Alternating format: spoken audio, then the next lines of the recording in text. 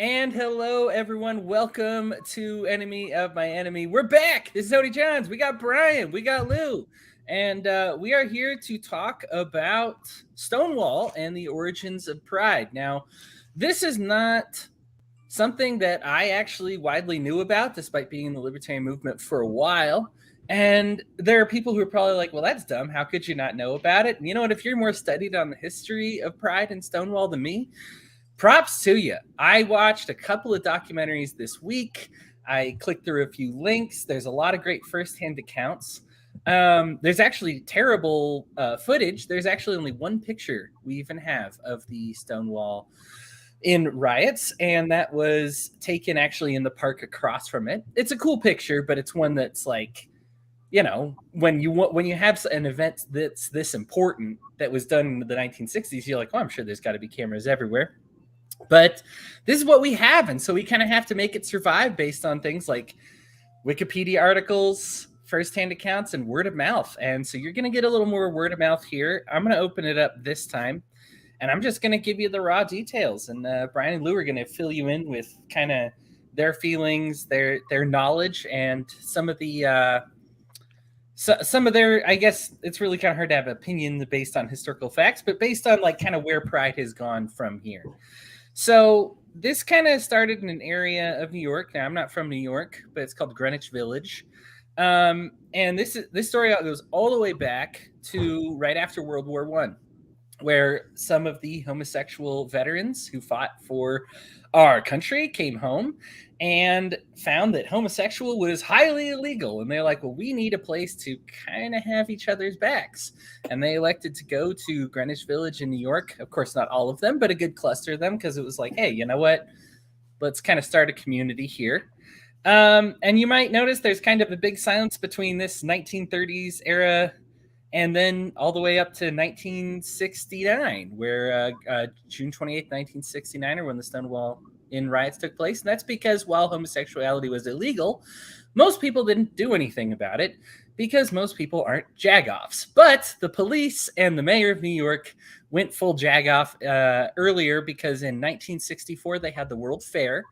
And they didn't want foreign dignitaries coming to New York and knowing that there might be homosexuals here, or, you know, people who dressed in drag, or trans macho women. That would be just the most trans macho is what they called it, by the way. I'm not trying to drop it and invent any new Let's be honest, though, that's the only reason to go to New York anymore. Right. This is the culture, guys. This was Who the can fun afford part, right? Who can afford New York these days? Have you seen what the cost of a hotel room is there? Oh. Yeah, I could purchase an apartment in New York and live there for all of like 2 days before I was evicted. Anyway, so to prepare for this 1964 World Fair and the foreign dignitaries, they passed they passed some new laws, and then also decided to actually enforce some of the anti-homosexual laws that they have. I'm going to go over some of these, and they are bananas to me. I hope they are bananas to you as well. They required women to have 3 articles of feminine clothing on them at all times. They made it illegal to not have an ID on you at all times if you were in public. If you are a male and you accept a drink from another male, you get arrested. That was actually the sting. It wasn't offering a drink to another male. That was what the officers were doing. If somebody was like, hey, can I buy you a beer? And you went, sure. You got arrested. Ironically, plenty of straight people got arrested because of this one, too. This is the tapping your foot under the bathroom stall of 1960s. Right. Yeah. And this is like, we're going to outlaw not just the tapping of the foot, but we're going to outlaw the stall and feet. And like they went way far on this. One man was arrested for what an officer would do. His regular, I guess, trying to catch people was grabbing his groin in the gym locker room and screaming in pain. And if somebody asked if he was okay, that counted as inquiring about his junk. And so therefore you were arrested for kind of a homosexual because you were curious about what was going on there, simply because you checked on his well-being.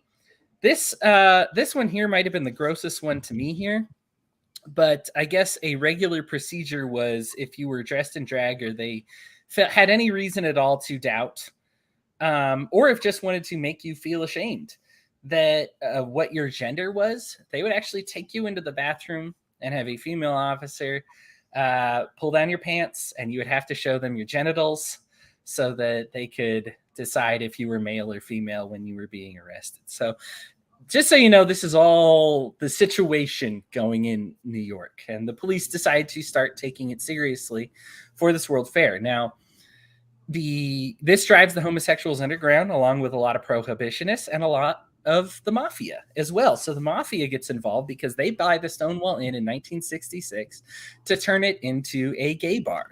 Now you might say, well, if it's illegal to have a bar, how is there, or is it's illegal to be a homosexual, how is there a gay bar in New York at this time? Well, that's because the mafia is pretty good at navigating the police. They paid the police bribes and a share of their income.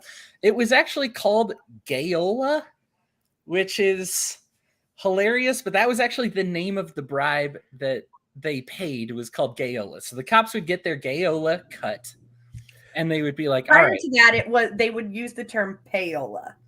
Yeah, right. Payola. In this specific instance, they used the play on words.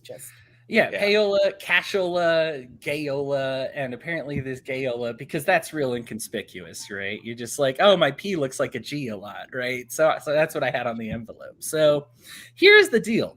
That payoff was not good enough to get them not raided. In fact, the Stonewall Inn prior to this incident was raided on average once per month, as were every other bar that may be gay. The only difference is they'd have somebody at the police station go, hey, they're going to raid you guys in like 5 minutes. So just a heads up. The Stonewall Inn had a system where they had lights up, and they would flip the lights to all white. It was, important fact here, or fun fact, I guess. It was the only gay bar that had dancing in New York City. So people like to go there because it was actually a cool scene. And they didn't rip off their customers, which was a rarity. And I will explain that in just a moment. But they would change the lights so to let people know, hey, if you're a woman, you got to get your 3 articles on. If you're dressed in drag, you got to get a quick change going. If you don't have your ID, you better go grab it real quick, or you can just split, right? Like head off down the street or whatever. You know, we're about to get raided. They hide their liquor. They had a secret cabinet, as most places did, to hide their liquor, because there was a certain amount and quantity of liquor you were allowed to have on hand that was extremely low. And it was, and this is spoken as a guy who's still under draconian Utah law when it comes to liquor. It was even more wild than that. So this is kind of the situation. So they're like, okay, now here's the deal. The mob has decided, in this case, the mafia, I guess I should say, different than the mob. The mafia decided, we don't want to rip off our patrons. I like this storefront. I like that we're happening. What we're going to do is extort other people in the city. Usual mafia stuff. There's, these corporatists that have these dirty secrets and affairs that they don't want to get exposed. And the mafia is like, we're going to make our money bleeding these guys. So it was actually one of the few places, or one of the only places in New York owned by the mafia, that decided we're not going to water down drinks. We're not going to charge people, $5 at the door, which at the time was a real ripoff. Today, that's chump change. But we're not going to overprice, all of our stuff to make money that way. So here's the problem: is their gayola was paid on what they made in the bar, which was very little.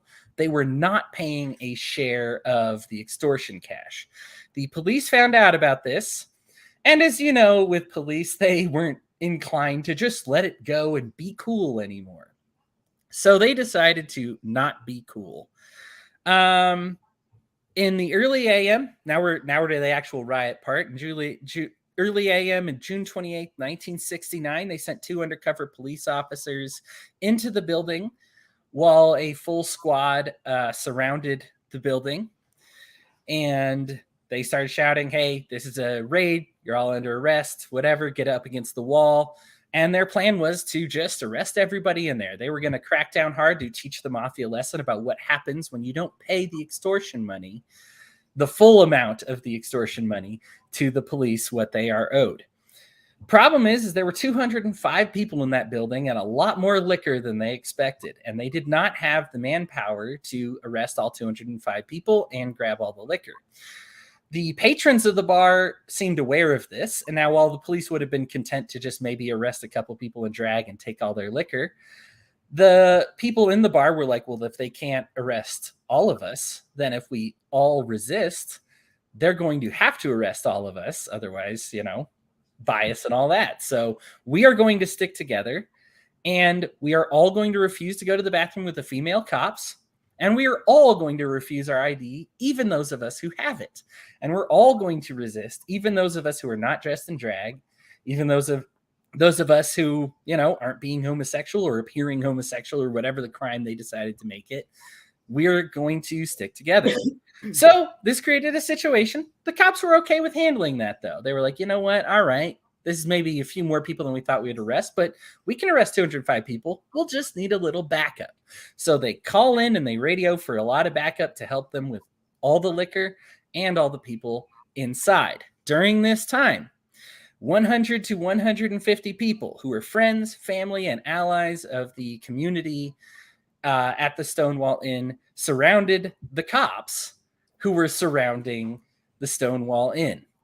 And they started giving them fascist salutes, making fun of them. There was some singing, there was yelling, there was chanting, and the cops found themselves outnumbered. I love when that happens. Yeah, and feel good moment. Right, real feel good moment before it turns into a super feel good. Well, before it turns into a really feel bad moment, and then a feel great moment later. Right. By the time the first backup wagon, I guess wagon's what we're calling them now, there was over 1,000 to 2,000 people there who were, of course, not pleased with what was going on. Unsure of what to do, the officers actually delayed the rest of the backup after the first one got there, because the first one was like, hey, we had trouble getting through, and this thing might get pretty wild because these people aren't happy that we are trying to arrest all the people inside the Stonewall Inn. The situation actually turned into a brief hostage situation, with the police not overtly threatening to beat people up, but with the people outside being like, hey, if we go crazy on the cops right now, they could just beat up all the people inside the Stonewall Inn. Again, these are our friends and family. We don't want them to get hurt. We don't want the police to anything bad to happen to them because there are our friends and family inside that building that we like. So they didn't do anything for a hot minute. The cops were putting people in cuffs. Of course, I mean, I shouldn't say do anything. They were chanting and making fun of the police and letting them know exactly how they felt about them. There's a woman who is, to this day, never been identified. Historians have made some attempts, never successfully. They thought they had a name and everything, and that person was like, nope, not me. So this person's never been identified, but what really kicked it off was she was being dragged into a police car. She was, of course, not very compliant, and she shouted to the crowd, like, what, aren't you guys going to do something about it? And then a police officer hit her in the head with a baton. And at that moment, the crowd decided, you know what? The only thing holding us back was you not being violent with the people in the bar. You just got violent with the people in the Stonewall Inn. Now we're charging. And the people charged in. As you can imagine, hell broke loose. All but 13 handcuffed detainees were released. Well, not by the police, but they were forcibly released by the crowd. The police cars then had their tires slashed so that they couldn't drive away or escape. The police at that point called in across all of New York City, not just Greenwich Village or Harlem or the subset of New York. They called all across New York City and was like, hey, we need help. Every cop available needs to come help us. We are in some trouble. So they call, and here's the problem. Even after every cop in New York City got there, they were still outnumbered by about 500 to 600 people who were not happy with what the police were doing. They turned on fire hoses. These fire hoses were not strong enough to go against everybody. And I guess from what I understand when reading it, they turned on multiple fire hoses at the same time, which made it so that the fire hoses were weak because they were connected to the same water system. So they got like a nice little trickle, and it wasn't powerful enough to actually stop anybody. So the people charged against them with the fire hoses. They temporarily detained the officers themselves. just by like standing on their backs, being like, hey, this guy's not going to do anything anymore, So they, in a twist of irony, the second half of this backup, the first car came in and then they're waiting on the rest of the backup. Stonewall Inn sits on the street, and that street is overlooking that street is a prison for women, specifically a ward of women who were homosexuals or were kind of macho. And so they decided that, hey, we need to drive past this street. The people who were locked up for these gender and sexual minority crimes looked over down the street. They saw the Stonewall Inn. They saw what was going on. They lit their possessions on fire, threw it out the window, and prevented the rest of the police from getting to the Stonewall Inn and helping out their fellow officers. So they had separated the police that way. All right. So by sunrise, it was actually, this all started at like, I think 1:20 a.m. And by 4:00 a.m., it was actually about all over because the police had decided to retreat. This was the first time in New York City history that the police department had decided, we can't handle this crime. We're out. Took off. There were 13 people that ended up being arrested for their participation in the Stonewall riots, but they were not anywhere close to the people that the police had intended. They did destroy the Stonewall Inn, which I guess was their intended to shut it down because they wanted to teach the mafia who's boss. But what they really did was show these cities something else. And for the next several days, what happened was all gender and sexual minorities decided to stop disguising it anymore. The women stopped wearing 3 articles of clothing. And what happened was the cops would approach them. Everybody else in the city who was around them would look at the cops and be like, hey, you do that, you're going to have a problem with all 20 people here right now. And the cops stopped then actually enforcing these crimes. The reason it became known as Pride was because you would display who you were proudly, and everybody else would proudly defend their friend and neighbor and ally and say, you got a problem with him, you're going to have a problem with me, you're going to have a problem with all of us. And there's no way that you cops are going to be able to deal with that quantity of people. So cops would give them a side eye, the people would stare them down, the cops wouldn't do anything about it. From then on, it used to be kind of an annual yearly thing on June 28th. It obviously became a month, and that is the story of Pride and where the origins come from. I was fascinated by that whole thing, but I didn't know nothing about any of that. Lou, your thoughts on the Stonewall Inn and Pride? Well, okay, there's a couple of things. I know a lot of times we focus on that first night, the 28th. Those the rioting and them facing off happened over a 5-day period. And at one point there was fire outside the door. Now there was only one entrance to the Stonewall, was the front door. There was no back entrance, no fire exits, and the police had, initially barricaded at the door, and then they moved in and they barricaded the door from the inside with the police in there, which was such an odd thing for them to do. So, I think over the next 4 days after the initial day, a lot of times gets sort of forgotten. But really, and I want to confirm, because I was looking, I lost it now. Get some temporary music. Somebody give us some elevator music. Right. No. So yeah, okay, so at the time, the laws were so specific to, banning homosexuality and transgender or, drag, any of that.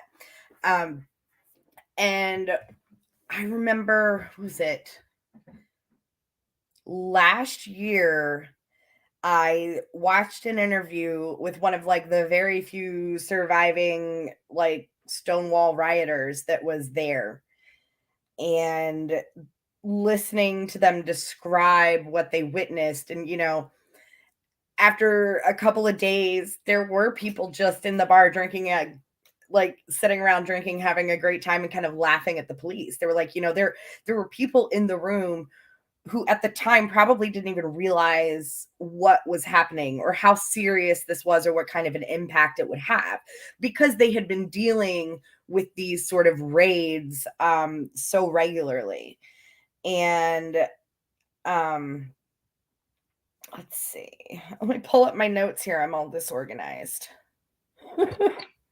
That's all right. I think the events were so mind-blowing that it's hard to stay organized. Right. Well, and it was 3 years before Stonewall. There was another really similar sort of, it started out as a protest in another New York City bar. And it was sort of like a miniature version of this, right? And these things had happened. And so they would stage sip-ins because it had become illegal to serve someone who was gay in any bar. Completely illegal because, Well, they had problems also in San Francisco at the time. I mean, you go back in 64, 66, they had a riot riot, not nearly as large as the Stonewall was, but that happened in San Francisco, and this is 66, so just before, but still, I mean, that's where the Stonewall riots were the big turning point. Before then, California was slowly making itself. Obviously, it was one of the first states to recognize that gay people could, hang around with each other, right, and do all those little things, normal people do. Freedom of assembly. I think what to me is so important about the Stonewall riots and today, when we look at sort of like the culture divide, the culture war, right? And people on the more conservative side, they get kind of their feathers ruffled about the word pride. And oh, thank you. No, just braided it back today. But no, we I think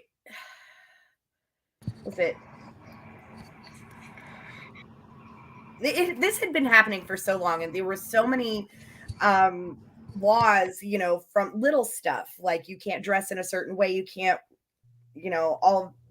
even at like Halloween or New Year's where people would dress up for fun, you could get arrested for cross-dressing. And they would literally come up to you and make you show them the 3 female garments that you were wearing if you were supposed to be wearing them, right? And it's like, okay, underwear, bra, sock. I'm still trying to figure out what the third one sock. is. Easter clothing, Easter dress, right? Well, I don't understand. Bonnet. Right. Like in 68, 69, like women could wear pants, right? Like that was like I won't be the expert here on that one, but yeah, you could. It was I'm still trying to figure out what that third item is. Like, sounds like it's wrapped to me. Pantyhose, a hat. I don't know. And of course it's totally subjective. So you could be. I mean, it's completely and totally subjective, and it's completely and totally insane. Now, the only thing I will say is that, I'd like to say that the state of Ohio, I'd like to go ahead and give them props for going ahead and going with the throwback to go ahead and have someone look to see if a girl's really a girl as part of that new law that they passed, where they have to physically inspect the girls if someone accuses them of not being a girl. So that seems...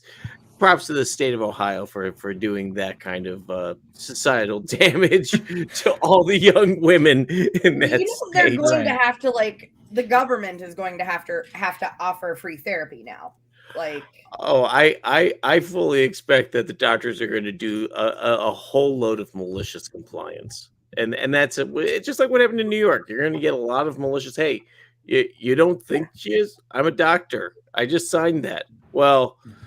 Did you inspect it? Did I sign that piece of paper? Then yeah. Right. Good to go. Have a nice day. Thanks for playing. And Lou brings up a good point, and I don't want to gloss over any of this. There were absolutely protests before Stonewall. Yeah. The turning point of Stonewall was, In fact, I believe according to one of the police chiefs, it was when the these homosexual slander words won. And that was the big deal. Was there were protests, there were events, there whatever, but it's when you beat the New York Police Department because you have more people on your side than they have. That's a pretty big deal when you're able to say like, nope, like you're not arresting this person because. And I think that for me, I felt a strong unity with Pride because I, you know, obviously me being the most vanilla person on the planet, I don't have a lot of reason to be there. But that from the beginning, Pride was not saying they would have lost on their own if they were just proud of themselves. If it was just the 205 people in the Stonewall Inn. Yeah. Where libertarians win and where, you know, where these rights really turned was when everybody else was like, no, you're not going to pick on the 205 people in the Stonewall Inn anymore. That's enough, right? There was somebody when in one of the documentaries, and his sentiment was kind of echoed by the others. They said it really wasn't angry. It was just, we've had enough. That's enough. Like, I'm so tired of this. We're so exhausted of you guys picking on people. Right. And it's, I think for me, that was so eye-opening because you hear about it and you're just like, I mean, there are planned and actually very successfully planned protests that happen sometimes, but this was a very grassroots, kinetic, like, I'm just tired of you guys doing this now. And I'm sick of pretending like I'm here in the minority. No, you hateful bigots enforcing these fascist laws are in the minority. You're the minority. And it's time for you to feel like that. You know, these people are my friends. You're not going to pick on them anymore. And I think that message is still important today, to just be like, when you see somebody getting bullied, when you see the government bullying anybody for any reason, to stand with them and be like, no, I'm not going to let you do that anymore. And you know, that's when the turning point happened. This is where I really have to give props to Marsha P. Johnson, a transgendered woman of color, the first one in the Stonewall to physically put herself in front of other people and get in the police's face, and was like the first one to truly push back and be loud. And in that era, especially, absolutely not. I don't want government therapy. But in that moment, especially as a transgender woman of color, to like the heart on this woman, I just is so big. And this also really was a catalyst for sex workers' rights, because so many in the community, particularly that localized community in Greenwich Village, where a lot of them were young youth or you know, maybe people of color, things like that, and that had all been from rough neighborhoods, been disowned, been kicked out on their own on the streets. And in a lot of ways, they didn't have the abilities to go out and get, you know, certain types of jobs because they may have been too young, didn't have skills, what have you. So what do you do when you're living on the streets? Sex work was a very common thing for people to survive. And so Stonewall not only, I think, was the catalyst, obviously, for Pride. And back to what I was saying earlier is, you know, when you're talking to someone who's has sort of a negative connotation or kind of pushes back on Pride, most of them have never even heard of Stonewall. Like, they think Stonewall Jackson. Like, they're not. That's what I thought. Yeah. I thought you needed a war. They're thinking whatever. And you're like, no, Greenwich Village in the 60s. Like, oh, I thought it was you maybe needed a coupon at Menards or something, you know, getting some nice little lovely like ledge, but 11% off, you know. So many people don't even and so many people don't even have a clue what the riots were, what, you know, what they spawned, what they were the catalyst for so many aspects of the civil rights movement, in a time when civil rights and human rights were kind of front and center for a lot of people in that generation, right? What would have been like the 20s to 40s generation around that time. And it was, go ahead, Brian. No, I was going to say the Stonewall riots kind of changed the kind of social change that we like to kind of expect these days. And a lot of people demand even faster. Think about this. In 1969, 68, 69, this was all going on. In 2 years, gay rights laws have been passed not only through every major American city, but also throughout Canada, Australia, Western Europe. Now, Eastern Europe took a little bit longer because, well, they had the whole communism thing going. But think about that. In the time of a tagline at the bottom of a newspaper, page 97, oh, by the way, Right.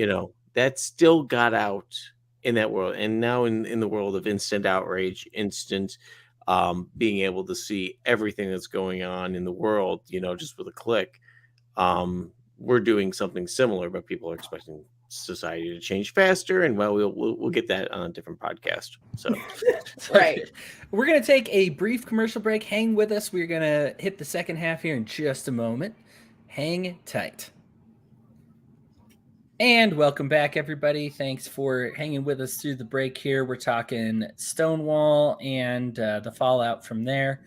When I was listening to some of this, some of the documentaries and the firsthand accounts, one of the things that kind of touched my heart was that because these places were illegal, it's not that homosexuality stopped happening, or anything, or transgenders went away. It's what happened was it drove them underground. And one of the sad effects was they were talking about the Stonewall Inn and how this was one of the few places you could do it openly and like go on like an actual date as opposed to just having sex, right? Like I get having sex. People need that. You need your needs met, right? Like Right. I totally get it, right? But that there wasn't a place to just officially be like, hey, I want to have like a relationship. I want to fall in love with somebody. And one of the things that struck me about the people who were talking about Stonewall and the attendees, we were like, this is where a lot of people found like their significant other, their love of their life, because they're like, man, everything other than that was just like, hey, behind a tree, you do a secret code and you meet in a bathroom for a couple of minutes. These aren't places where you can have dinner and get to know somebody and go dancing and be yourself, And so the Stonewall Inn was really one of these places where it was like, you could actually do that somewhere in New York City. And this is kind of, it just reminded me of so much of the consequences that we have when you employ the use of government. Did you get rid of the problem, or did you just drive it underground and make the people suffering from whatever you're trying to get rid of just suffer needlessly, absolutely needlessly? And, I mean, some of it was heartbreaking because, of course, they talked about what life was like back then. And I don't know how that couldn't break your heart if you are a person, a human being that's emotionally balanced. Right. I mean, okay, this is a pattern with the United States government, most governments, in fact. You take a marginalized group and you create laws to further marginalize them, push them into the shadows, push them, you're having quick hookups with strangers in the alley because you can't go on a public date and get to know someone. And then you want to scream and cry about an AIDS epidemic. Or you're pushing the drug war and bitching and moaning about, crime in the Black community, because where are you pushing your drug war? It's not on, the Upper East Side of Manhattan. That's for damn sure. It's whether you're gay, whether you're a person of color, or just poor. Like, there's always something that the government will do. We could say the same thing for abortion, right? So you've got gun control and the war against drugs, abortion, laws against homosexuality. It all does the same thing, to cause harm to a marginalized community, and then sit back and point fingers and go, see, ew, like what they didn't cause that. I'm just trying to remember the name of that doctor at the beginning of the AIDS pandemic.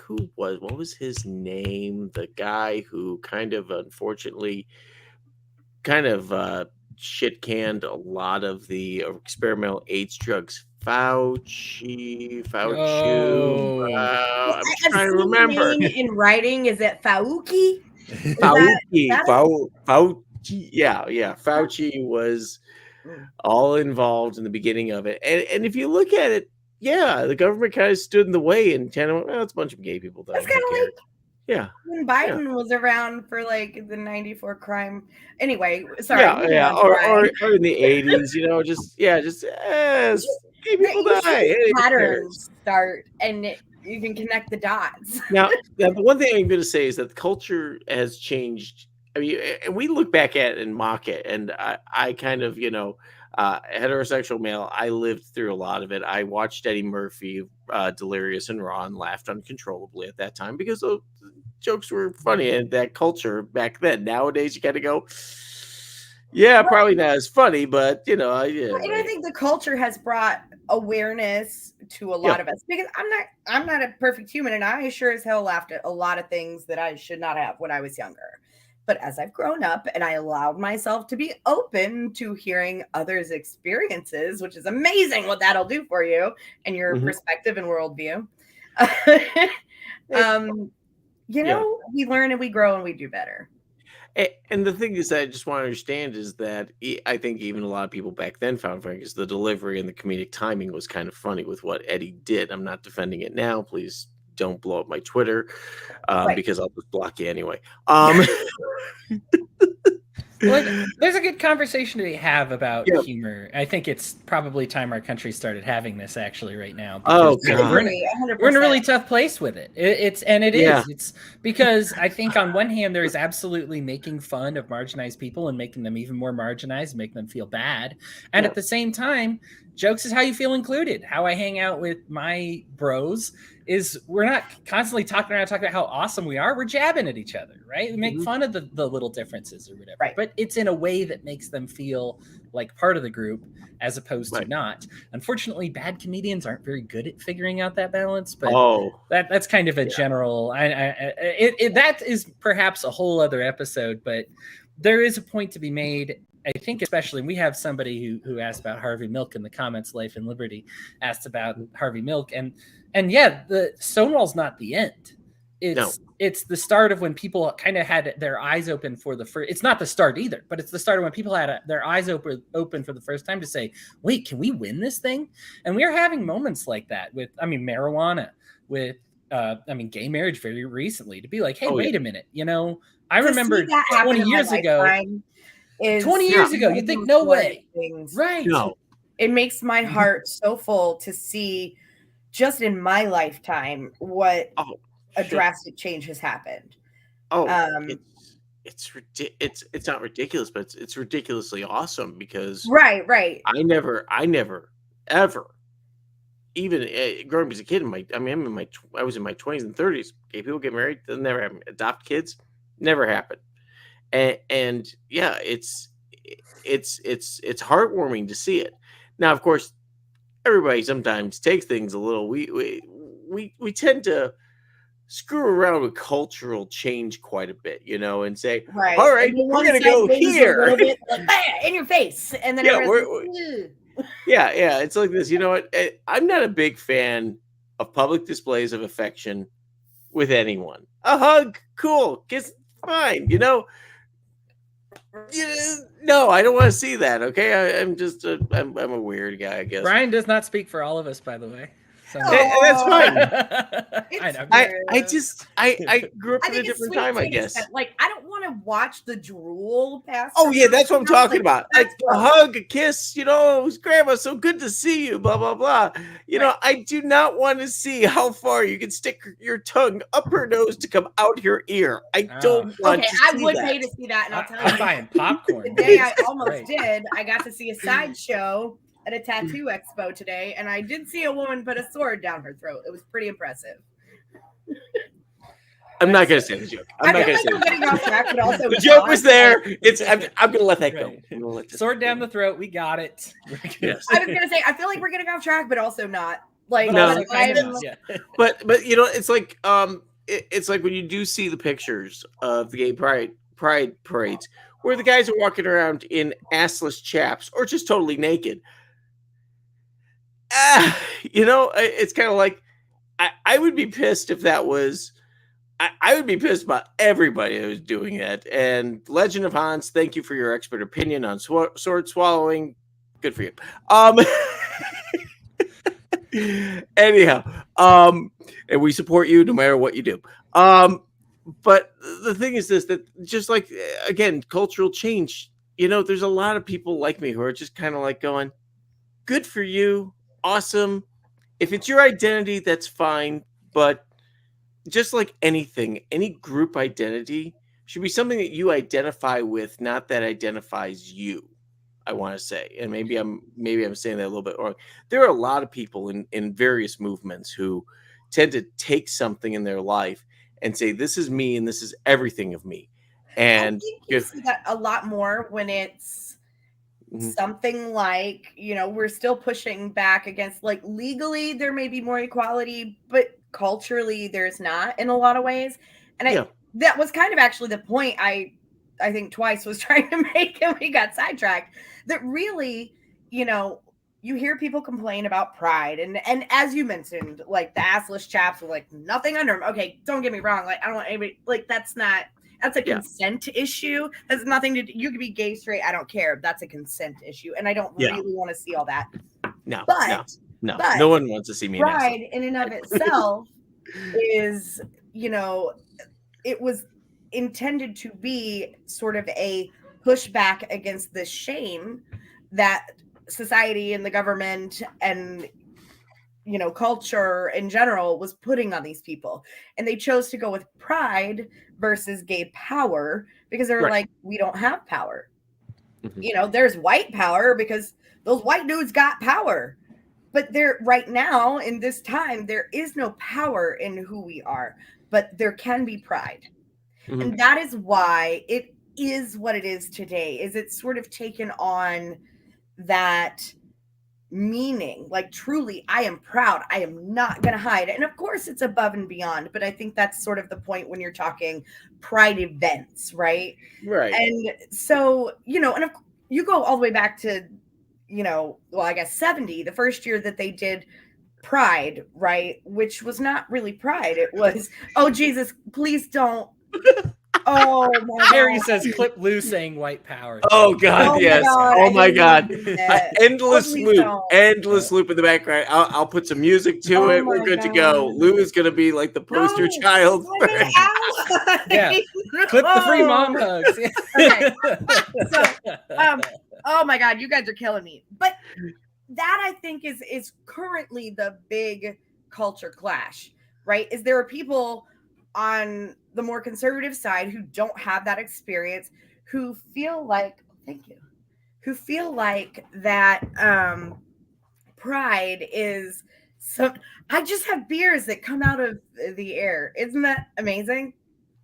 I don't get beer. It's fantastic. So, they feel like it's a slap in their face on one end, and the other end they're like, no, like, we're just trying to be allowed to be who we are. And that's it. Like, and we want to be proud of that the same way that you can be proud of who you are, and I know we a lot of times talk about, like, well, I hate, it is frustrating when it feels like someone's entire identity is wrapped up in one thing or another, right? Well, but like maybe the Mises Caucus. My identity is not wrapped up in the fact that I'm a white woman, because I don't have to fight anything to be white. Now, I do as a woman, so I'm a lot more loud and proud about being a woman. I do as a woman covered in tattoos on my hands and my face in society today. I have to be loud and proud about that to some extent, as a, like, a member of the GSM community. I have to be, like, okay with that and own it, and that's another thing I think is really important about pride in the 21st century, is now we're finally talking about, the people in the GSM community who are in a straight presenting relationship. And a lot of times people don't realize that, like, we have those struggles too. Like, I have been in monogamous relationships with women that most people don't know about because I was ashamed of it. And those women deserve better than that from me. And that's not okay. But it's cool because now I'm married to a man. Like, Does that mean you're a traitor, or I mean, right? No, it just means I'm not. There's a lot of people who It think just that. means I'm not picky.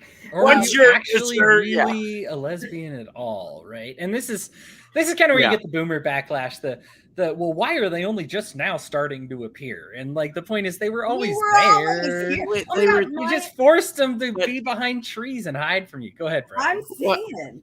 But the one thing I want to say is that because people are now much more open about their relationships, and trust me, I catch myself. You know, I've got a wonderful nephew who's gay, and it still catches me to say his boyfriend. And sorry, it's 40 years, 30, 50 years of just Right. that. Well, that's the majority of relationships But- you've been exposed to. Right. So, but the thing is this.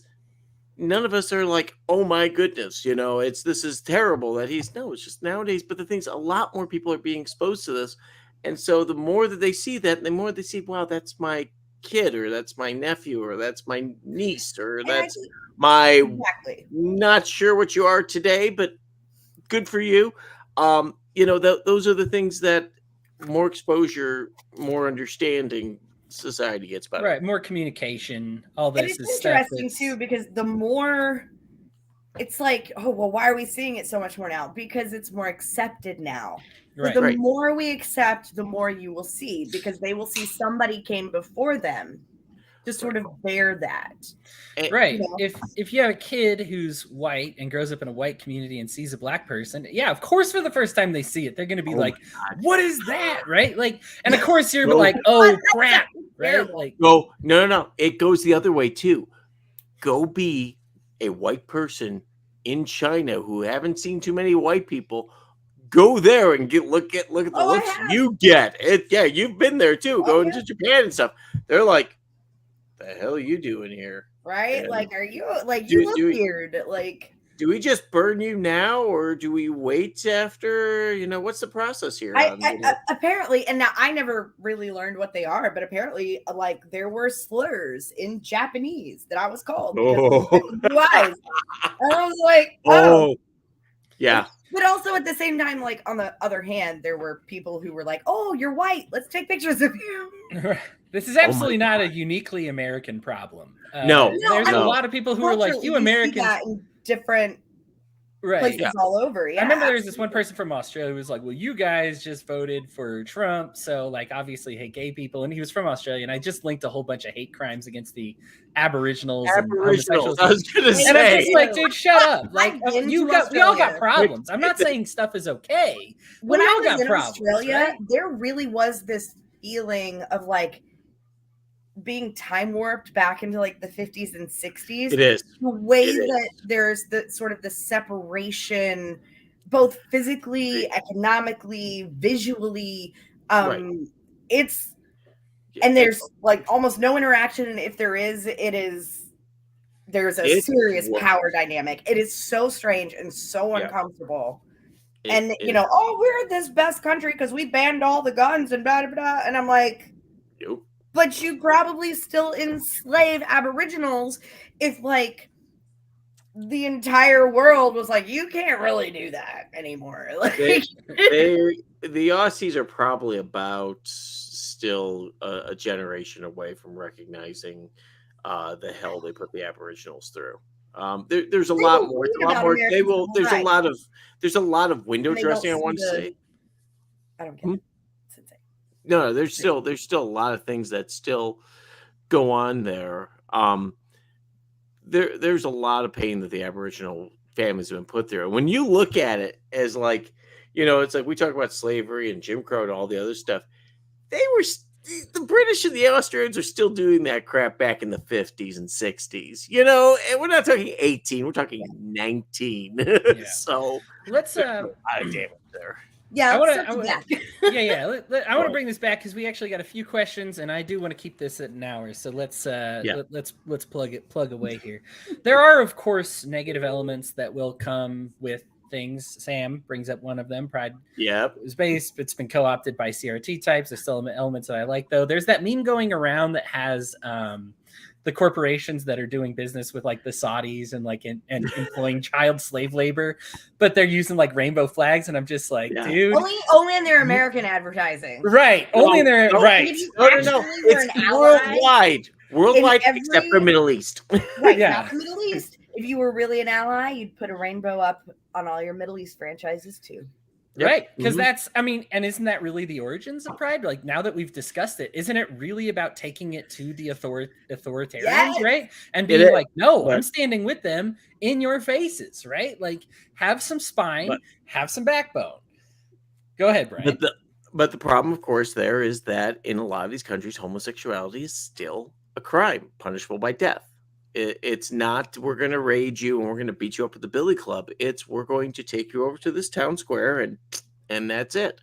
Now, a lot of them are let's say we're at the 50s level in some of the more forward-thinking countries like Kuwait, Qatar, UAE, things like that, who are suddenly realizing, wow, there's a lot of money that's not going to be coming here if all of a sudden the oil wells dry up, and then all of a sudden we're stuck here going, ah.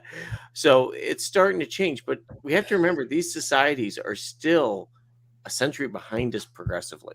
Yeah. And in the case of Saudi, probably 2. It's not a slam on Saudi culture, but it is saying that the religion vehemently outlaws it and has been interpreted as punishable by death. Now, the funny thing is, of course, just like any good religion, there's always a backdoor escape clause. So you can be gay. You can be gay in Iran. You can be, but you have to be transgender. That's the key. And that's why I think underage. Or underage. Yeah, well, we won't talk about Afghanis. And I mean, it's very I didn't love him. Yeah. It may have been gay sex, but I didn't love him. So therefore, it wasn't homosexuality because we didn't love each other. This is what happens when you try to make any like good thing into a government controlled thing, right? Like capitalism, good, controlled by government, bad. Socialism, some folks would say good, controlled by government, really bad. Religion, Christianity, great, controlled by government, super terrible. Islam, great, love it. Controlled by government, awful. Huge part of why theocracy is why we have Pride today. We wouldn't need Pride without theocracy. And go ahead, Cody. Oh yeah. So like, I mean, other bad stuff that gets piggybacked onto this, NAMBLA, right? For the longest time was like, hey, GSMs, that's us too, right? Like we're the pedos, like, and we're sick of people, and they tried to piggyback on. What happened was you got a lot of self-policing there that was like, you get the frick out of here. There was an anarchist convention lately, and look, I'm down with the ANCOMs, but the regular comms showed up. And they were like, get the frick out of here, right? Like literally handing out Stalin, like quotes from Stalin. Like, I'm not talking about like the maybe like I'm labeling an ANCOM like as a regular com just because I don't like them. No, we're talking like, and in fact, they even quoted Stalin when they got kicked out of the festival or whatever. But there's self-policing that has to happen in every movement. You look at very early Christianity and what happened with Simon Magus, and I mean that's even in the Bible itself when he was preaching bad stuff about Christianity. Like literally while Christ was still alive, and there's self-policing that has to occur right there immediately right off the bat. And so there are times when you will have somebody be like, and me too. The trouble is we have to kind of gauge this by conscience. And so you've got the trans exclusionary radical feminists, right? That are just like, well, we don't want the trans people here. We're here to rep the homosexuals and nobody else, right? Like nobody else is allowed on board. And you're just like, man, like at some point you've got to open up your conscience. So much bigger and broader than that. Right. And you can't, stand up for one's rights without standing up for all of their rights. Right. You can't. And the important thing in all of this is the ability to consent. And yes, we have probably some adults that probably shouldn't have the ability to consent. But by and large, after the age of 18, we've all considered consent, unless, of course, it comes to owning an assault rifle, drinking. Cue the list. Yeah, cue the list. Yeah, because let's make owning an assault rifle legal at the same time as drinking. Yeah, exactly. Yeah. All right, we go, Billy. Sorry, Let's we're close totally this getting thing. off. No, you're fine. You're fine. We're gonna close this out here. Anybody have any influential LGBT rights figure in their minds? I have one that comes to mind, and it's gonna be really strange because obviously there's a lot of political figures, but Freddie Mercury. Freddie Mercury. Oh God, I love Freddie. Yeah, Freddie Mercury, well loved, closeted pretty much his entire life publicly. But the thing is that everyone went, okay, I know, and Freddie unfortunately died of AIDS, and we it would have been great to get another 20 years from him, but that's the one that comes to mind, is that the one that I honestly think where everybody went, well, he was cool, that's the mindset I want to say back in the 70s and 90s. Yeah, he's gay, but he's cool, he's really good. So awesome. Lou, you got any that come to mind? Okay, well, I mentioned Marsha P. Johnson earlier, obviously for her incredibly brave actions at Stonewall. I didn't obviously want to pass her up, but going back to 1929 and Gerber, the German immigrant who served in the U.S. military and came home as a veteran and started, he actually penned a gay newsletter. Oh, and I wish I could remember the name of it. Obviously, it didn't last long. There weren't, I think it was one issue.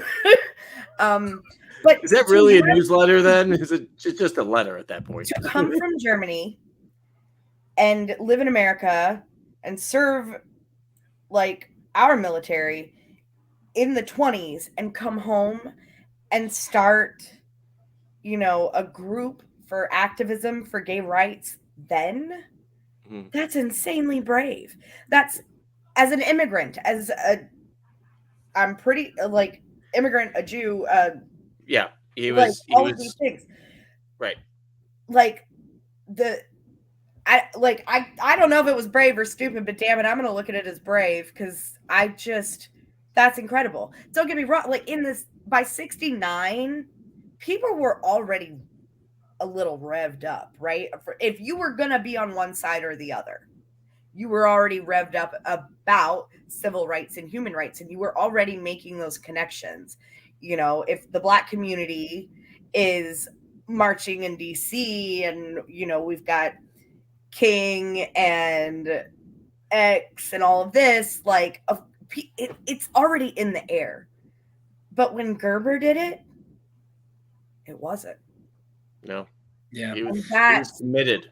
Coming from Nazi Germany. No, but pre-Nazi Germany. Prior to Nazi Germany, which was not great, right? And then fighting in World War I, and then not Nazi Germany, but pre-Nazi Germany. It's no better for people like him. And that's brave as hell. It's funny when you look up like GSM or LGBTQ activists, the list is actually pretty short in the United States. We are still kind of in the midst of it. And of course, I don't want to say you keep shoving it down people's throats until they get the message, until they're kind of like, oh, I don't care anymore. And then, there probably won't be a need for pride someday because we'll just be like, I don't care. It's a non-issue, right? Like, I don't think, but you're always going to need the element of pride in society for something because we're all fighting for the next step, right? Especially here as libertarians, right? And you're never going to get to the next step if you don't stand up for the people that you aren't, right? Like this was the turning point for pride, was when it wasn't when the gay community rose up. It was when everybody else rose up for the gay community. And that's a huge beginning to me because what it means is that is the way forward. That's how we show the authoritarians like, hey, we're not doing that anymore. Are you going to be the type of person that is able to stand up for those people when they are under assault? I see a lot of libertarians that I don't think are up to the task, right? Like, because they'll see somebody, and if you even attend Pride with kids, you get called like a groomer or something stupid, right? So I'm not going to avoid the question. What I'm going to do is throw it on to a couple today, but Chase Oliver and Ashley Shade, if you look it up on the internet, you look up GSM rights, first link you get on Google has like Ashley Shade on it. There's a bunch of libertarians on this link. That's my and that's because that's where we're at, right? With rights in this regard. They might not be these multinational people. They might just be people that you message on Facebook. But the inspiration is that they exist, they're open, they're alive, they're proud, and they're not going anywhere, you know? And so like, these are the kinds of people that I really love the heck out of both of them. And just say like that to me is like, I think, of course, there's a lot of racists that are like that. I have a black friend, and there's a lot of homophobes that are like, I have a gay friend. I get that. I'm not going to pull them like these are my friends, so I can't possibly be bigoted. But that is kind of the beginning of saying that's how these are my connections to the communities, understanding them and saying, you know what, there's a point. I wouldn't expect you to lay your life down for nothing. I'm sure that you wouldn't just get arrested for being like, well, I don't really know these people. Why would I get arrested for that? I have so much more to live for. I've got my own family to think about. If I get arrested, what happens to them? I've got other stuff going on. You know, when you have friends that you're like, no, this is part of my family now. These are part of my friends. I'm not going to let this happen anymore. You know, so like this is something that I am going to stand up for. And so I think for me, it just comes from having friends and activists like Ashley Shade and Trace Oliver to be able to be like, no, like these are my homies and and if you mess with them, then you're messing with me. And I think that more libertarians need to be like that and to stand up for them and say like, hey, if somebody calls them a homosexual slur, which happened at a libertarian convention, I expect 99% of other libertarians, look, the slurs aren't going anywhere, right? We've been dealing with those since the dawn of time. What should happen is 99% of other people should get up and be like, hey, shut up, right? Like, who said that? Like, knock it off, you know? I'm standing up for you right now. And I think that that's where it really comes from. Anybody else? I went a little over, so anybody else, any closing thoughts on Stonewall or Pride? Lou? I have one, well, okay, two. Ashley and Chase, since you brought them up, I want to say this to you guys. I love you, and I am so proud of everything that you do and everything you push through, because I know how hard it is. And we all got your back, and I love you very much. So, next thing, and this is a really random little snippet, Christine Jorgensen. Are you familiar with the name? I am. Okay. So she flew to Denmark. She was an American from the Bronx. She flew to Denmark in 52 and had a sex reassignment surgery in 1952. She came back to New York, after she recovered in 53, and she got sort of like a lot of media attention and sort of had this spotlight. And she actually, I kind of classify her as the first trans activist.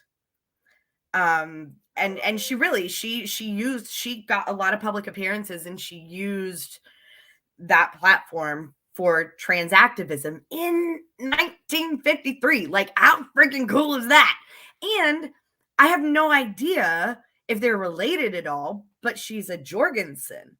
So how neat would that be if there is a connection between her and Joe Jorgensen, who ran for president for the LP last cycle, for anybody who's watching and doesn't know that. So I don't know. That was a little fact that I came across this week, and I was like, Jorgensen. That's not a super popular name. I just thought that was kind of a neat possible connection. Isn't that Elon Musk's real last name? Or like his father's name, Jorgensen, and he didn't take on his father's name? Really? Yeah. Yeah. It's a wild one. Elon's family is a mess. Well, no. Wait, no. It's not Elon Musk. I'm sorry. It's Jeff Bezos. Sorry, I threw out the wrong guy. My bad. Yeah, my bad. Brian, go ahead. There's also Jeff Bezos' family's a mess too, and so's Steve Jobs and all these other guys. I really don't have anything else to add. Lou is of course pretty much an expert on this. Are you calling me gay? Yeah. You called yourself gay earlier. I know. I was just making sure. So I think I can do that. I mean, we're friends. You can do that. Yeah. I don't What know. was None I of us can thinking? afford us. We can all say gay. Can't we just make gay happy again? That's what it was back in the 50s. It means you're happy, like gay old time Like, Flintstones. As someone who grew up in the community, my uncles who are well into their 70s at this point, like I've known them since I was literally born. Like I was born to show tunes. I didn't have a choice, right? Hey, I was born to show tunes too. I mean, Gilbert and Sullivan, but I don't think that's the same thing. So close. Yeah, No cigar. yeah. But no, yeah, it go ahead, just Lou. Sorry. it's just really I'm happy to be where we are today. It could be a lot worse. I'd like it to be better, but I know that today people I love are better off than they were a decade ago. And seriously, the libertarian side of this, I mean, it gets back to tolerance. And if you don't like something, like me, I'm not a big fan of public displays of affection. I hope there's understanding for, I'm talking about like, yeah. Although the more I think about it, if I did see a tongue going up and it's coming out the ear, I probably would get the camera phone out. But simply because of the, wow, how'd you do that? Anyhow, yeah. But it's just one of those things that's just like, be you, but don't let what you're doing become you. Because we see a lot of that. We see that and playing people from being pride for pride, for religion, for MAGA, for various caucuses within a libertarian party that just suddenly came to power. That's not you. If you identify with, that's great, but be you and be open-minded, because there's a lot more of this world than just your little troop that Right. you have. There's so much more to you as a person, as a soul that walks this planet than just those things. And on that note, I hope that one day we will live in a world where there is no more coming out. You just show up at Christmas dinner with your partner and nobody questions it. Nobody bats an eye. It's coming. That's it's the coming. world I We're want close. to live in. We're pretty close. We're pretty close. I don't want coming out to be a thing anymore. No, right. No. Politics is downstream of culture. So as soon as the culture becomes, well, I thought that until the Supreme Court and abortion. Yeah. We'll see on that one. We will get there. We need a whole Roe v. Wade episode, obviously. We really do. That's coming. That's possibly even next week. So much stuff happened while we were on the hiatus there. But thank you all so much for tuning in this week. I appreciate it, everybody. Be cool to people. Be cool to yourselves. I love you all. Kisses and goodbye.